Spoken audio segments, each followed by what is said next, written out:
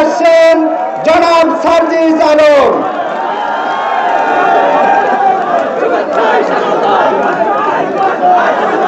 শেরপুরের সংগ্রামী ছাত্র জনতা 24শে জুলাই পেরিয়ে আমরা আরেকটি জুলাই এসে দাঁড়িয়েছি। এই বাংলাদেশ নিয়ে আমাদের যে কাঙ্ক্ষিত চাওয়া পাওয়াগুলো ছিল বিগত 1 বছরে সেগুলো পূরণ হয়নি। এই জন্য আমাদেরকে দেশ গড়তে জুলাই পদযাত্রায় বের হতে হয়েছে। সংগ্রামী সহযোদ্ধারা, বাংলাদেশের প্রত্যেকটা সিস্টেম কিছু ধান্দাবাজ বাটপার ব্যক্তি স্বার্থকে প্রাধান্য দেওয়া লোকজনের জন্য কলুষিত হয়েছিল।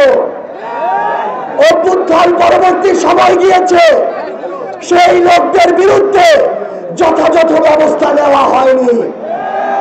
অতঃপর ওই কালপ্রিটরা আবার ওই সিস্টেমগুলোতে নতুন করে যেতে বসেছে। তারা আবার সাহস পেয়েছে।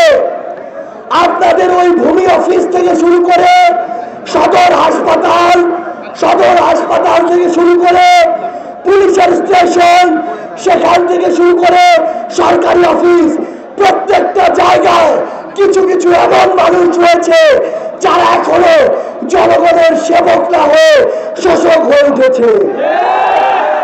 সংগ্রামী সহযোদ্ধারা, আমাদের এই যে এই লড়াই হচ্ছে এই জনগণ বিরোধী, দেশ বিরোধী, মানুষের স্বার্থ বিরোধী সকল ধরনের কালপ্রিটের বিরুদ্ধে।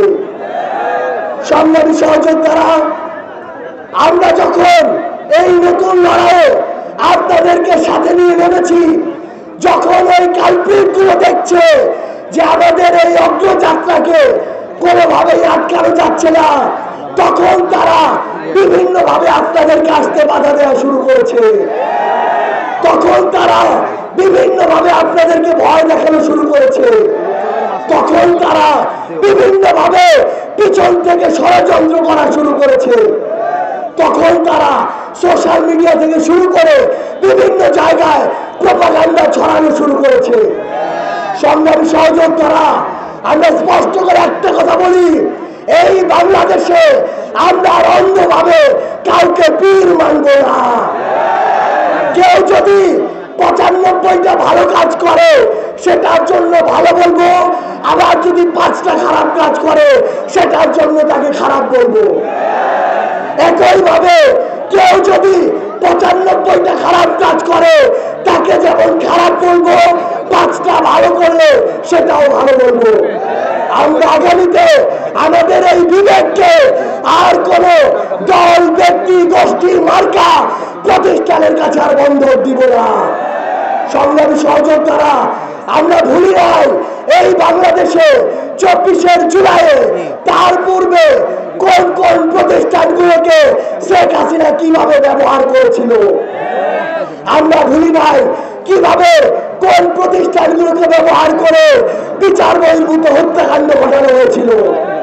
আমরা ভুলি নাই কিভাবে আয়না ঘরে বছরের পর বছর ধরে আমার মুসলিম ভাইদেরকে বন্দী করে রাখা হয়েছিল।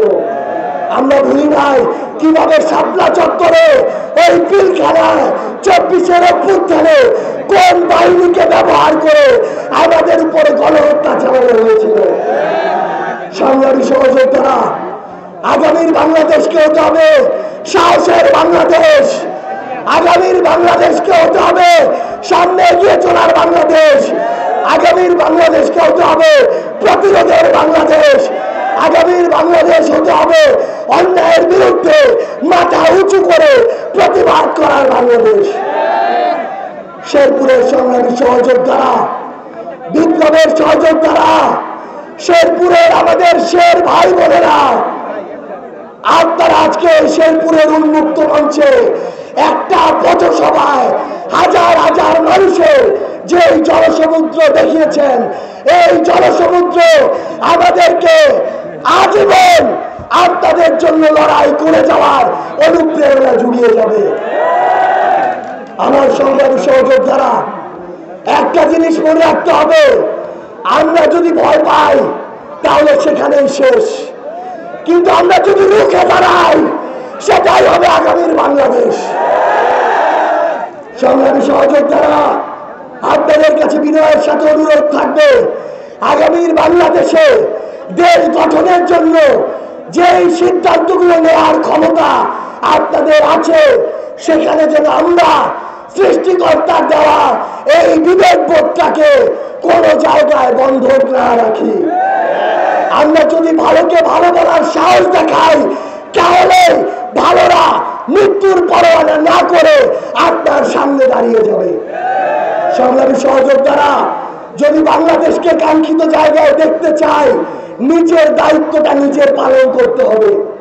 শুধুমাত্র অন্য দলের বলে, অন্য মতের বলে আমরা যেন কাউকে প্রতিপক্ষ না মনে করি, আমরা যেন কাউকে শত্রু না বানাই।